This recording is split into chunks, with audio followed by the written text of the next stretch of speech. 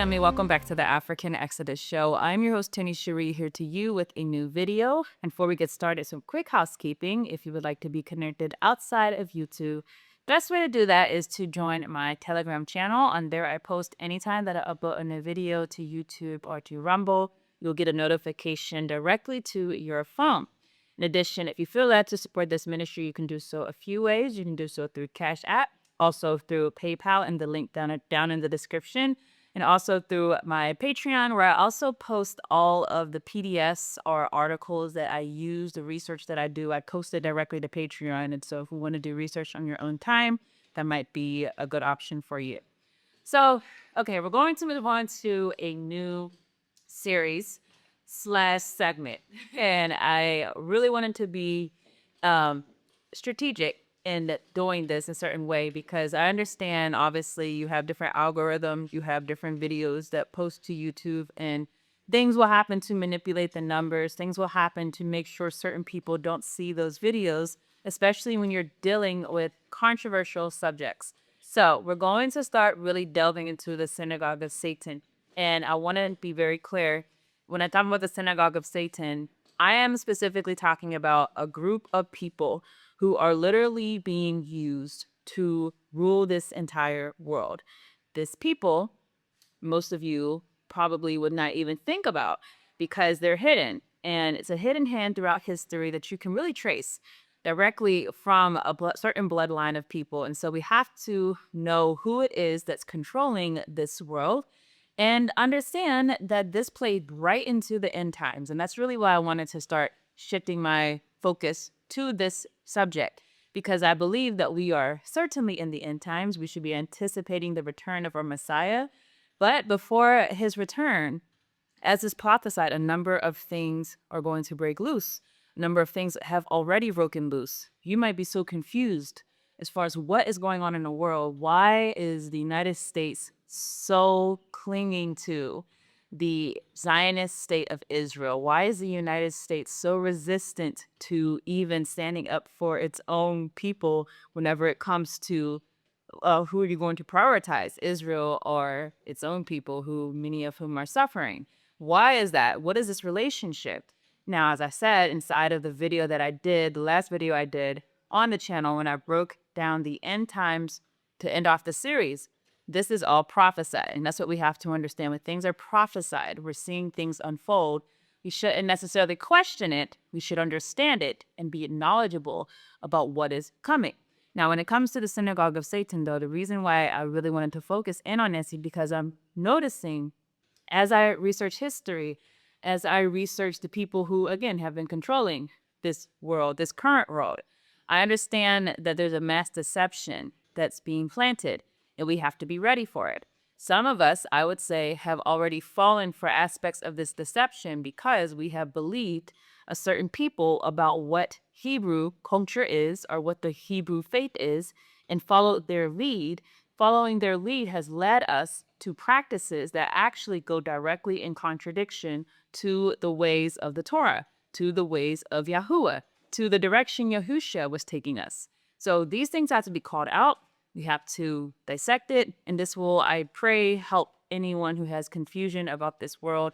What is happening in the world? Why is the power structure just so abhorrent when it comes to the power that's being leveraged against Yah's people? So we're going to start off, once again, talking about the Babylonian exile. And the reason why we want to start off with the Babylonian exile is because that is the period when this separation happened. The separation happened between Yah's people and people who were going to be copycats of Yah's people. People who are going to take the Torah that originated in Yasharel, the land of Israel, the true land of Israel, and they're going to make it into a new faith and a new religion. We've gone over this inside of other teachings we did. We did teaching on the calendar system, for example, that you find out by doing very basic research. The calendar inside of Judaism is literally the same calendar from Babylon, the same Babylonian system that was invented for telling the times. This is not Yah's calendar. If you want to know what Yah's calendar is, you would have to study the book of Jubilees and the book of Enoch. That's where it is divulged. But the calendar has been handed down to us, which is not nowhere referenced in scriptures, nowhere scriptural, is actually a Babylonian instrument that was created to mimic what the Torah was actually trying to get us to do. Now, again, there's a separation that happens, right? A separation between people who are actually really trying to seek the Torah and people who are instead adopting new religious systems. And from this separation, we're going to see that at some point, obviously there's no record of this because the people who are operating inside of this system are very hidden, very secretive. But at some point, we know that this synagogue of Satan, as prophesied in Revelation, as spoken in Revelation, gets formed. And we can say that it got formed out of the people who obviously were not interested in following Yah, but instead wanted to create a separate system in order to usurp Yah's authority, usurp his word in the eyes of the people. So we're going to go and first talk about the Babylonian exile. And I want you to understand the nature of the exile. So you have obviously a mass forced migration of many of the Yahudim who are brought from the land of Yasharel and brought to the land of Babylon. And as we've spoken about before, that mass migration, it was really the upper echelon of the tribe of Yehuda. It was not everyone. That has to be understood. The numbers were not extreme, but it was a good significant part of the tribes of Yehuda, the tribe of Judah, who was taken from the Holy Land and brought into Babylon. It's important to understand that because we're going to see that the numbers coming from the Babylonian Jews does not match this number that's coming from biblical Yad Sharel. So let's just read from this first article. This is from My Jewish Learning. It says the exile of Jews in 586 BCE detached religion from national identity, allowing the religious elements space to develop independently. Because this new version of Judaism was detached from the land of Israel, its portability meant that God could be worshipped anywhere. Eventually, the Israelite God became accessible to any Gentile who adopted the Jewish religion by undergoing the formal conversion procedures developed by rabbis. Notwithstanding its political impotence, the exile community possessed such high spirits that foreigners were attracted to its ranks, hopeful of sharing in its future glory. This moment marks the origin of the conversion to Judaism for distinctly religious reasons rather than for reasons of politics, culture, or nationalism. This is very important for us to differentiate, right? Because we're seeing Judaism. Judaism is not Torah. When you see the Old Testament, we have been lied to by the people who are controlling the media, controlling the narrative, to believe that as soon as someone says Judaism, they're talking about the Old Testament. Not true at all. Judaism is a religion. Judaism is a Babylonian religion. Torah is the Old Testament. The Old Testament is the Old Covenant. Has nothing to do with Judaism except for the fact that they borrow from the Old Testament. They borrow from the Old Covenant and bring it into their religious system. So let's differentiate that and also understand an important thing that's spoken here that starts in the Babylonian exile. That is where rabbis become the authority, okay? Rabbis, teachers who are elevated inside of the institutions that are built from Judaism, they become the authority on traditions, they become the authority on practices, on understanding the law. So these rabbis really have a lot of power. They start writing things, interpreting things, and people start listening to them over what the Torah says, which is why we say rabbinical Judaism. The rabbis took the lead. No longer was there prophets, who were being spoken through from Yah. Instead, we have these rabbinical Jews who are now going to be teaching. Let's talk more about the fact that these foreigners, Gentiles, started becoming attracted to this religion of Judaism that is a Babylonian religion.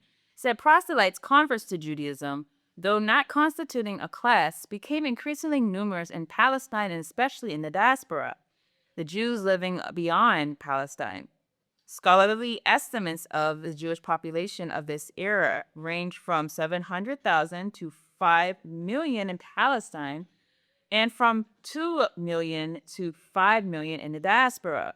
The prevailing opinion being that about 1/10 of the population of the Mediterranean world at the beginning of the Christian era was Jewish. Such numbers represent a considerable increase from previous eras and must have included a large number of proselytes, in a probable allusion to proselytism. In 139 BCE, the Jews of Rome were charged by the praetor with attempting to contaminate Roman morals with their religion. This cannot be overemphasized because we have an issue, right? Because we're talking about actual Hebrews who go into the Babylonian exile. And we are not sure who of these new Jews, the ones who are coming out of Babylon or Babylonia, who of them are actually Hebrews from blood descent, right? In fact, if you look at these numbers again, 2 Kings 24, again, it says, then he led away into exile all Jerusalem and all the captains and all the mighty men of valor, 10,000 captives and all the craftsmen and the smiths. None remained except the poorest. Then if you jump forward to verse 16, all men of valor, 7,000, and the craftsmen and the smiths, 1,000, all strong and fit for war, and these the king of Babylon brought into exile to Babylon. So 2 waves, first 10,000 and then another 8,000 are brought into Babylon. Now think about that. That's less than 20,000 people brought into Babylon by Nebuchadnezzar. And here we read that the numbers grew so exponentially to the Jewish diaspora, or the Jewish diaspora. And I know the term Jewish is not correct, but we're using it to talk about Judaism, right? This Jewish diaspora is 5 million, 2 million to 5 million throughout Babylon or throughout the kingdoms, right? And then you have the people in Palestine, 700,000 to 5 million in Palestine. How is that possible that this number could grow so quickly? Now, what we have to try to figure out is, are the people who are now calling themselves Jews actually Hebrews at this time after this initial exile? Well, many of them we know were not. It doesn't mean that none of them were. Some people like to have absolutes. They like to say that these people who converted, none of them mixed in with the actual people. The people stayed separate. None of them married into Babylonian culture. None of them joined in that way. We don't know who was who, obviously. None of us have that ability to tell. And common sense says, more than likely, some of them were part Hebrew, right? But overall, it seems that the Gentile element actually overtook the Hebrew element, especially when we learned that many of the Hebrews would go back to the Holy Land. Now let's throw this Palestine issue. If you've been watching this channel for any amount of time, you've heard me say that 100% Palestine is not the true Holy Land of Yasharel. That was not biblical Yasharel. The true biblical Yasharel, if you don't believe me, go to my documentary, Israel Uncovered. It's on the main page. The true land of Yasharel was in East Africa, okay? So whenever we see people talk about Palestine being the Holy Land, when does this happen, right? When does this split happen as far as people saying, no, this is where the Holy Land is, but other people would know that no, it was actually in East Africa. This, again, is happening during the captivity because there are going to be two peoples who are going to now reclaim their Holy Land, right?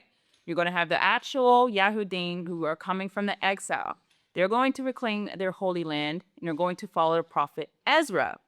But these other people, and I'm going to go more into detail on this and, still digging and finding more sources for you all. But these other people are not following the prophet Ezra to East Africa. They are actually going to follow another dispersion into Palestine. And from the issues that we can see inside of scripture, one thing that you can notice is that the book of Nehemiah is actually not in the Dead Sea Scrolls. Technically, it's in the Dead Sea Scrolls if you go by the fact that Ezra and Nehemiah inside of many Bible translations are actually one book instead of two books. But originally, they were actually two books. And the entire book of Nehemiah was left out of the Dead Sea Scrolls. So other than the book of Esther, book of Nehemiah was left out of the Dead Sea Scrolls. What this means is that people who were strong adherents to Torah had an understanding that Nehemiah was probably not scripture. And in Nehemiah, there's a lot of contradictions between that return versus the return that we read about with the prophet Ezra. My belief is that the people who followed Nehemiah were following him to Palestine, whereas the people who were following Ezra, who were going back to the Holy Land, those are the people who were going to East Africa. Now, we'll go into that more later. As I said, I'm starting to get back into research mode, particularly with the Holy Land, so I plan to present a lot more to you on that soon. But I want you to keep that in mind. So we have two people who are going back into exile at some point.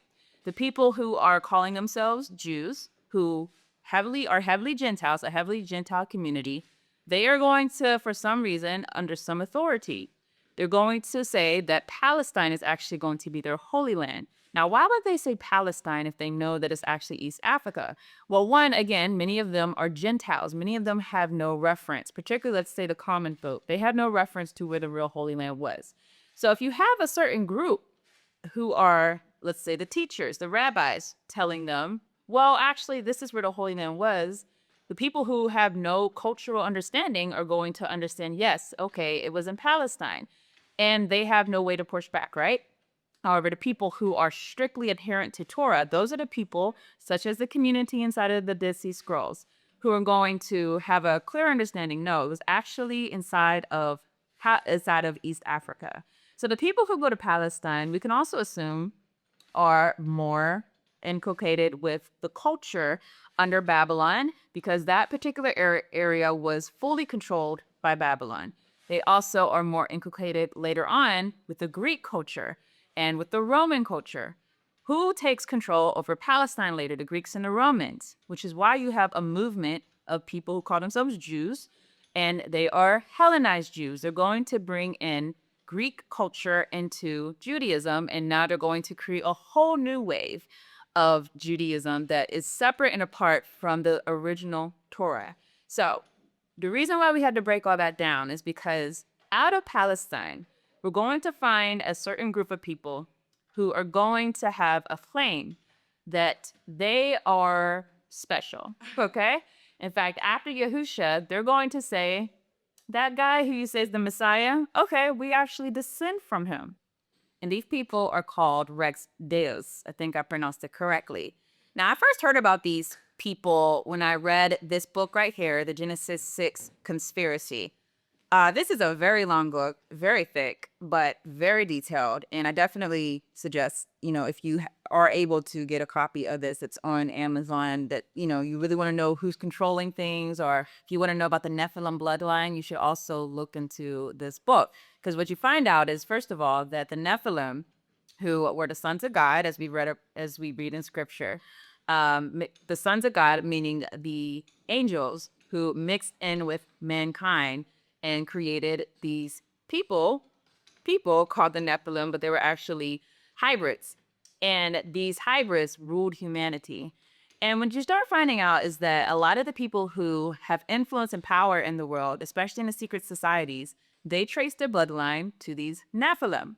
But even further, going on, a lot of these same people who trace their bloodline to the Nephilim are saying that they also have bloodline ties to Yahusha. Now, we know that they're not tied to Yahusha. Obviously, Yahusha did not have children. But this is an entire mythology that has been built around these people. The interesting thing that has to be emphasized about the Rex Deus is that these people actually are Jews. And this is something that is not spoken about often. We hear about the Freemasons. We hear about the Knights Templar. We hear about the Illuminati. Many people skip over the fact that the origin goes back to Judaism. People who come from that Palestine wing that was formed, that Babylonian religion that is meant to mirror the Hebrew word. Now, I'm going to read just a very quick part of this book. It says, the sons of Zadok. So this is one of the titles that these people adopted. They said is a puzzling Hebrew Aramaic title in identifying the descendants of a priestly lineage, which later became branded as the Res Deus, sometime after the fall of the temple in 70 CE. This, of course, was the founding organization of the European Res Deus bloodline. Now, you might be confused. You say, wait, hold on. You mean to say that the European bloodlines that are, again, in control and still maintain control, all of them come from Judaism. Yes, this is actually the hidden fact. When you actually start doing digging, they actually come from Judaism. I know we've been meant to think that these people are just coming from Europe or whatnot. No, they actually come from this Jewish tradition. Now we're going to go forward. I just want to read a part of this excerpt about the Rex Deus. It says, according to some revisionist historians, the Rex Deus, Latin or king of God, bloodline is the European branch of the descendants of both high priest Aaron and King David of Israel, an elite diaspora Israelites who have managed to preserve their dual lineage intact for some 2,000 years and have appointed themselves as the custodians of the mysteries of Judaism and Christianity. They further speculate that Rex Deus' bloodline included Jesus, Mary Magdalene, and the Despazini, I don't know if I pronounced that right, Despazini, I think, and that it may have been the progenitor of the Merovingian dynasty. To avoid persecution, the Rex Deus bloodline adopted the philosophy of blending in with whatever culture and religion they happened to be in the presence of, while secretly passing on from generation to generation their true beliefs and rituals. They also did this indirectly by disseminating certain ideas which became embedded with the psyche of the people of Europe. A notable example would be Arthurian legend in Grail lore. Many of you are probably familiar with this, that the Holy Grail, all of that stuff that's said, right? All of that lore, King Arthur, a lot of the fairy tales that you actually start seeing that Walt Disney also produced, many of these fairy tales that we've been told from Europe actually are all allusions pointing to this bloodline, the Rex Deus, right? Because they created a mythology about it. Essentially, they say that the Holy Grail is the bloodline of Yahusha or whoever they are trying to mask themselves as being descended by. Very important to understand, because there's a deception that's going to happen in the end times. There's going to be a deception because these same people are going to present who they say is the Messiah. And I believe they're going to try to use their bloodline and their connections that they can make, or the type of mystical symbols that they will use in order to justify their Messiah, their prophet, who they are going to say is the reincarnation of Yahusha. So this is just an introduction, but I just want you to understand generally this concept that I'm conveying to you all. Number one, we have to remember Judaism is separate from the Old Covenant that was inside of the Old Testament, that is Torah. Separate religions. Two religions or two faiths get formed, right? The one is a copycat, the one is the original. The people who adopt Judaism are going to en masse be converts. So whenever you hear about all these Jews throughout the Roman Empire or the Greek Empire, you hear about all of these Jews, you're reading about people who, for the most part, are converts. Again, I'm sure some of them had some bloodline connection to Yasharel, but just the numbers tell us that a lot of them were actually Gentile believers, right? And these same people are going to start their own communities. They're going to identify Palestine as being the Holy Land and not the true Holy Land, which is inside of East Africa. These same people, going further, are going to have a certain elite group who's going to get formed. And this group says that they are from the priestly lineage of Aaron. They're going to say we're from the priestly lineage. And whenever after Yahusha, they're also going to say that we descend from him. This Jewish group is going to literally go into Europe and become the bloodlines of the different royal families. And we're going to see it doesn't stop at the royal families. So let's understand this just to begin with, because as we go through, I want you to understand that Judaism is really the key to understanding why the world system is operating the way that it's operating. And without understanding that key fact, you're going to be lost in the sauce, because you might be blaming different movements and not understanding the central one that everything goes back to is this copycat faith that comes out of Babylon. So this is an introduction, hopefully not too overwhelming, but I thank you all for watching, and y'all willing, I'll see you in the next video. Had his first organizational expressions in 1897 in Bâle, Switzerland, in Europe. Here was a man by the name of Theodor Herzl, H-E-R-Z-L. He was the founder of Zionism. He said that he was going to find the state that God promised the Jews. Listen to this very carefully. This man, Herzl, was an atheist. He believed that there was no God. He said God did not exist. Now, how is it the man who believes that God does not exist is going to fight a state that God promised to his chosen people? I tell you, this man is Satan in disguise. Zionism is a satanic movement. It is devil. Christians don't get right is that Judaism is not the religion of the Old Testament, because after the Jews rejected Christ, and before that also, but in the intervening 2,000 years, they have developed a completely different religion, whether it's mystical Judaism with the Kabbalah or whether it's legalistic Judaism with the Talmud, and there's tension and fusion, and there's an interplay between those things. But they have developed a completely different religion, and Christians have it in their mind like you've got the Old Testament and the New Testament, and the Jews just got off before the New Testament. They got off at their stop, and so they're the first episode and we're the sequel.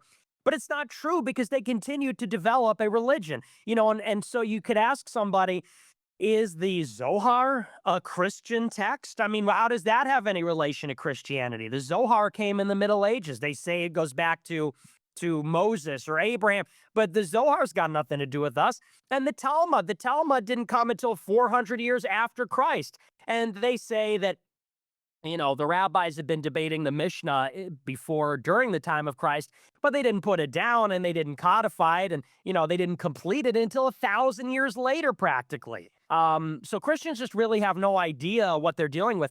Even, Candace Owens brought this up with Rabbi Shmuley. This Rebbe of the Chabad Lubavitchers, Rabbi Schneerson, who they worship. And Schneerson is considered a messiah, and the Lubavitchers are everywhere. Kushner's a Lubavitcher. Millet is a Lubavitcher. The Lubavitchers have an audience with Putin and Netanyahu, and they were in the White House.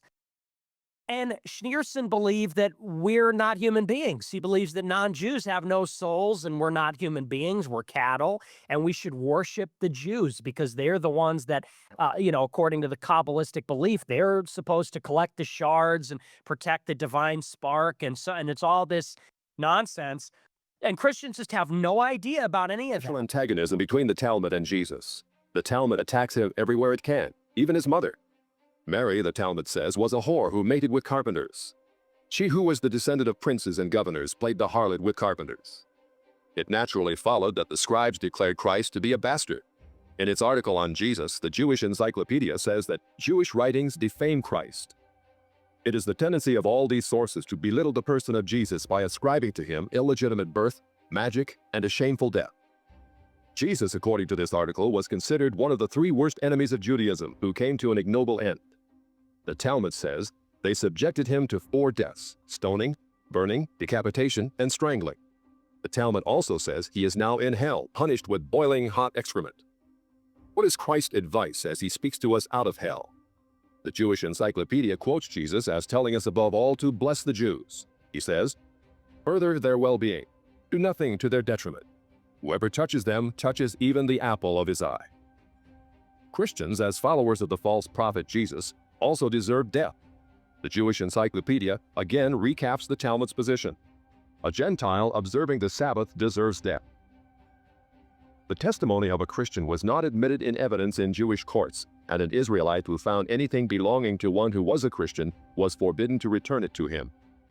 The Pharisees, due to the Talmud, thus gave the Jews an ethic which encouraged bigotry and isolation. Most of these Christians are not familiar with the Talmud, Zohar, and Kabbalah, and where this 613 mitzvot comes from and what they're all about. So I started to study what they're about and what the Talmud teaches, and I noticed that there is actually a plan, there is a plot, and that's a plot against Christianity. Let me bring you one of the books here, The Secret Doctrine in Israel by Waiti. And what it explains is the basically secret doctrine of the Zohar, what is behind Zohar. And you have to understand that the soul of the Talmud is Zohar, and the soul of Zohar is Kabbalah.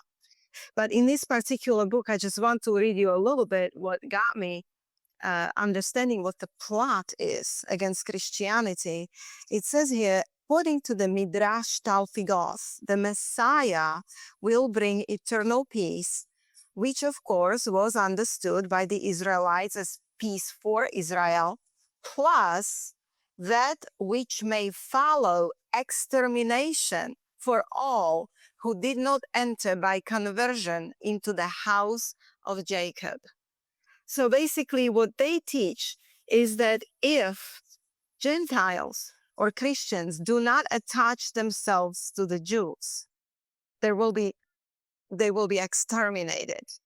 And of course, we are well known for our Noahide laws that we brought this to a light. So then you go to Talmud and you start reading what is the plan for Gentiles. You see, Judaism is a two-tier system. Judaism puts the wall of partition back. It's the Jews and non-Jews. And according to Judaism, non-Jews are different species. Now, they are building their own kingdom. It's the Jewish earthly kingdom with headquarters in Jerusalem, where their AI Messiah will be, and they're going to rule the world through the law. You know, it will be international, one law, one religion, basically, Luciferian religion. So yes, in a Talmud, this is the Jewish earthly kingdom, and this is why the Zionist Christianity have embraced Kiliism, which is a focus on earthly millennial kingdom. And this is how Jews and Christians are getting together, and Christians are so deceived, thinking that they're working for the good thing, for the Jews, like they're helping the Jews. The Jews are supposed to get this kingdom. Yet this is Zoharic doctrine, and it does not have good intention. As I said, that they want to rule the world, they want to get Gentile riches, and they want to rule the Gentiles. They don't consider Gentiles fully human beings. And in fact, as an end game, they have this strange doctrine, Adam Kadmon doctrine, which Adam Kadmon originally was, according to Zohar and Talmud, he was androgynous.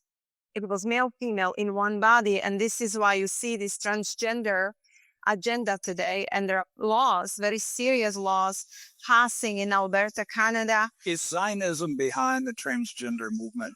Yes, it gets its origin in Zionism, and it gets its origin in the Talmud, Zohar, and Kabbalah. It's a Kabbalistic doctrine of Adam Kadmon, which is eventually they have this doctrine called Tikkun Olam, repairing the world. So how do they want to repair the world? They want to bring it to the original. Who was original Adam? He was androgynous. So now they're putting specific things in food and drink, and they're basically their end game is to make humans that on Earth that will survive whatever it is they're bringing androgynous.